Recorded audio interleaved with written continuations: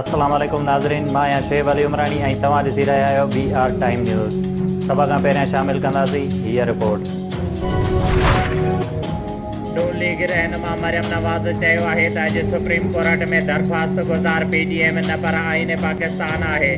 लाहौर में press conference दौरान मरियम नवाज़ चयो त इमरान ख़ान क़ौमी सलामतीअ जे एलामिये जो ग़लति इस्तेमालु कयो।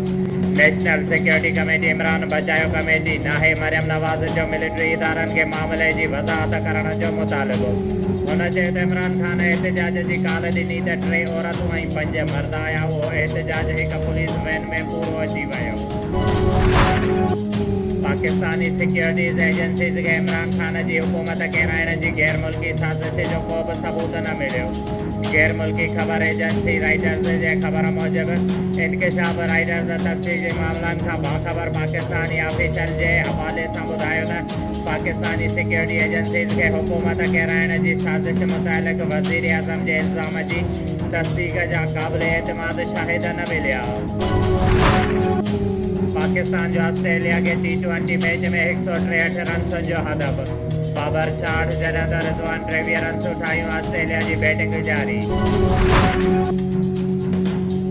रेवेन्यू खाते शहीद बेनज़ीराबाद में ग्रेड 1 खां 4 ताईं जे ड्राइवर, कोटार, नायब कासिम, चौकीदार, सैनिटरी वर्कर ऐं मालीअ जे नॉन टेक्निकल जे 44 ख़ाली जायुनि ते भर्तीअ लाइ उमेदवारनि जा इंटरव्यू अॼु DC ऑफिस में।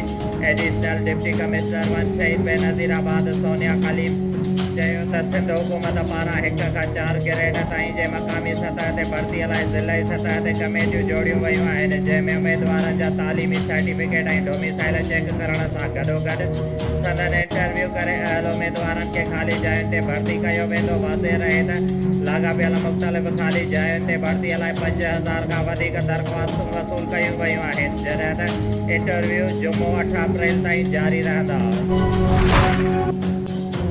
जाम साहब सेहत खाते जे सूबाई वज़ीर डॉक्टर अज़रा फज़ल पेचुओ पारां शहर में मुख़्तलिफ़ ठहंदड़ रोडनि गिरचाणी रोड, रईस पोड़ा खान, ज़रदारी रोड समेत शहर जे रोडनि जो थींदड़ तरक़ियाती कम जो इफ़्तिताह कयो। उन मौक़े ते डॉक्टर अज़रा फज़ल पेचुओ सहाफ़ियुनि सां ॻाल्हाईंदे चयो त असां अवाम जे ख़िदमत ते यकीन रखूं था ऐं अवाम जी ख़िदमत करण इबादत सम्झूं था। जाम साहब शहर में मुकमल रोडनि जो ॼारो विछायो वियो आहे ऐं जल्द रोडनि जो कमु मुकमल कयो वेंदो ऐं शहर में रहियल तरक़ियाती कम जल्द शुरू कया वेंदा।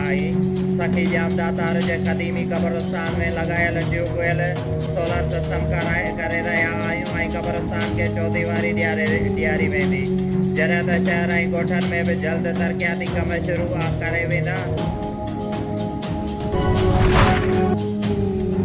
जाम साहब नवाबशाह रोड ते मेहा खान रिंद बस स्टॉप वटि कार ऐं मोटरसाइकिल में ज़ोरदार टक्कर, जंहिं सबबि जाम साहब शहर जो रहवासी मोटरसाइकिल सवार 35 साला अख्तर अली मुग़ल सख़्त ज़ख़्मी थी पियो, जंहिंखे PMC अस्पताल पहुचायो वियो, जिते अख्तर अली मुग़ल ज़ख़्मनि जा सूर न सहंदे अस्पताल में फौत थी वियो।